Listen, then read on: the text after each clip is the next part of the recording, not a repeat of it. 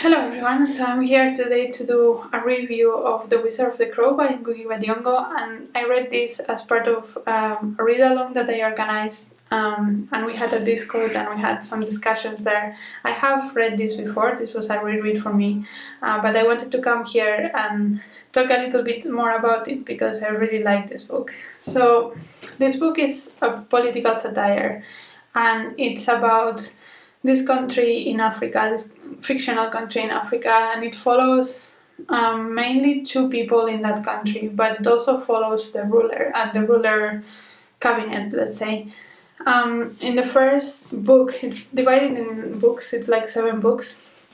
And in the first book, it explains a little bit about the position of the country and the ruler and the different illnesses that people think he has.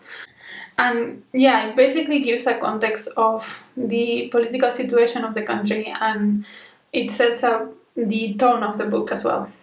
There are several Swahili names for the different ministers that are very satirical, like and the big eyes or the big ears or the royal badass or something like that. So yeah, there are several names like that. In book 2, the story really starts, and we see this character Kamiti, who is looking for a job. He has a degree in from the university in India, and he's looking for a job of anything because the country, as we learn, is so poor that there's not enough jobs for anybody. So he's just looking for a job, and he goes to this office he goes to this office of Tajirika, which is another character that is organizing this march to heaven that the ruler is organizing. And the march to heaven is basically a self-congratulating event that the ruler wants to put up to just see how powerful he is. He wants the World Bank to give money for that. So he's trying to make the country look really good. And when Kamiti goes to this office, he is rejected because there are not enough work there for him. But he also meets Nyawira, which is the secretary of Tajirika. And then when he leaves the place, there is some police altercations, and he has to run away, and he runs away with Wanyera. And he learns when he was younger that to put things together that look like witchcraft. So he did that in front of the house so that the police will not come in. And from that point on, people think that he's an actual wizard, like a witch doctor. They're called in Africa. And so he has people coming to console him, even though he doesn't have powers. It's more of a common sense kind of power. But people keep coming to him because the things that he does and he says work. And then we see that side of the thing, and then we see Nyawira, which is part of the resistance of the country. And she's obviously undercover in her work. And it becomes this whole chase for these two people because some of the things they do, the ruler takes as personal offense to him, so they have to run away in different ways. But at the same time, they also want to use the powers of the Wizard of the Crow. It is a complex book. So that might have sounded really complex to you, but I'm sure you could. But it's not that complex once you get into the story. But yeah, basically it follows these two people into the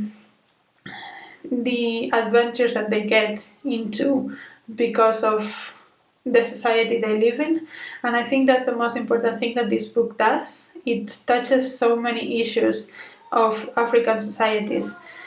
It obviously touches into the traditional magic that people believe in with the witch doctor role that Kamiti takes, but also the political conflicts and the political things that this ruler does to aggrandize himself, which are kind of satirical, but also in some ways it is how people, how governments in Africa sometimes can work. Not that they always work like that, and Africa is of course changing as well.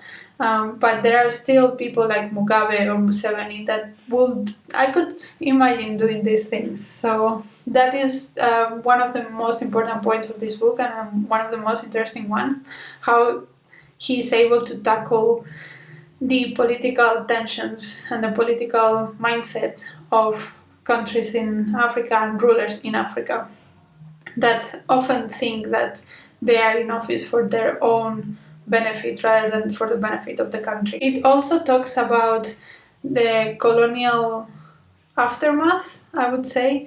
There is one character that really wants to be white, and it becomes a physical illness. There's also a lot of metaphor with the physicality of things, like this person physically becomes sick because he wants to be white, but also the ruler is supposed to be very big because in Africa, a big stomach is like a sign of richness, but also a sign of greed. So it's all of these metaphors and all of these characteristics are very physical, so that you can actually see what things are going on. And we can also see those race relationships when the ruler goes to the US at some point to talk to the World Bank about this money that he wants to get and how he's treated there, as opposed to how he's treated in his own country and how that makes him feel, which I think it's also a very interesting topic to look into, because I mean, the power relationship is obviously very different. If you are a black person in Africa, you're just a person, but if you're a black person in the US, you're not just a person, right? So yeah, that's explored quite interestingly here as well. And also, of course, the poverty in the country. There is so many people looking for jobs, and the protagonist committee, he is looking for a job even though he has a university education. He's looking for any job, like cleaning the streets will be fine for him, because he's hungry and there is no jobs for anybody. And there is also this point in which there is a sign in a certain place that says they are looking for people to work there, and the queues that form are so long that you cannot even see the end of it. So again, we go back to that physicality of seeing the poverty as a physical thing, of a queue of people looking for jobs, rather than a random number or an abstract concept, which is something I really liked also, because I think often in Africa things are more physical than here. Like, people do still have to do a lot of analog things, and therefore queues happen really often. And like, the physical things that they have more value than here. Here everything is digital at this point. But yeah, this still shows the physicality of things. I mean, this was also written 15 years ago or something like that, so it makes sense. And then the last topic I wanted to touch upon that this touches is the role of women in the society, because I think that women, African women, the African women I've met are very strong, and they don't bow to the power of the men. Of course, they have a certain place in society that they are supposed to fulfill and all that, but they are not helpless, and we can really see that here. When the resistance is forming, it's forming mainly by women, and that's a very common thing that happens in African countries. I know that in Kenya they had the Greenbelt movement to protect the wildlife there was started by women, and I think in other countries as well. Women have the forefront of human rights in those countries, and they also don't get silence as easily. And I think that's something that is very well portrayed in here. And it's something that I love also about Africa, that women are not seen as powerless people. They are given a role, yes, but they are not given that role because they're powerless. So yeah, that's something I really also liked from this book. And yeah, all those topics are so well crafted together. And I mean, it's a chunky one, but it is worth the read, I think. And I know that many people in the Discord, when we were reading this, found the start really slow. And it is true that the first 50 pages or so, they just explain the position of the country, but after that it picks up, and I would recommend you keep going because it's really engaging at the end, and I think that it is worth a read. And I hope you enjoyed this review. I hope you pick this up if you haven't already, and let me know if you have read it, what you thought about it, if you liked it or if you didn't like it, if it didn't work for you. Let me know in the comments. Let's have a conversation. And until next video, bye!